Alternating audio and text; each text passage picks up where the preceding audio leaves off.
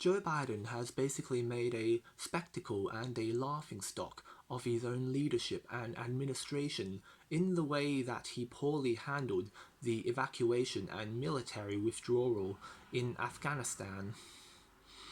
Now, first of all, I would like to pay my respects to the people who died in the suicide explosion at Kabul airport, and I would also like to pay my respects to the American, British and Australian troops that died in the 20-year campaign against terrorism in Afghanistan. Now, Joe Biden, do I have to remind you that you are the President of the United States? You are the Commander-in-Chief of the US Army. You are the leader of the free world. What kind of a message do you hope to send to the rest of the world by withdrawing your troops during the heat of battle when the fighting is at its fiercest and the Taliban is at its most violent and aggressive state?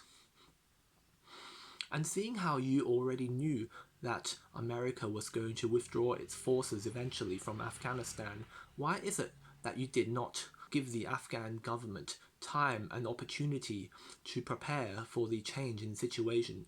Why is it that you did not work with the Afghan government and security forces to help them to adjust and to become accustomed to the absence of the US Army? And why is it that you did not launch this evacuation sooner, prior to withdrawing your troops? And why is it that you withdrew your troops when the Taliban was at its most active state? Why is it that you did not wait until, let's say, midwinter or late autumn, when the Taliban was less active, before withdrawing your troops? And why is it that you did not withdraw your troops on a conditioned basis with the Taliban? I mean, why is it that you did not place restrictions on the Taliban prior to withdrawing your troops, as Trump would have done?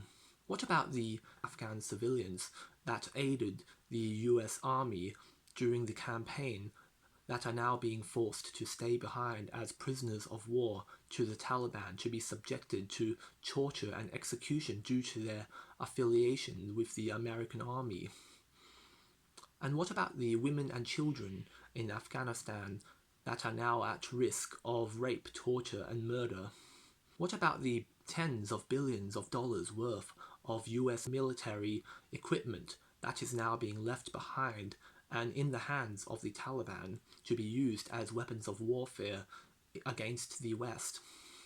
And your excuse for withdrawing the troops so unannounced and so soon was that you wanted to establish greater military focus on China and Russia. I mean, who do you think you are kidding?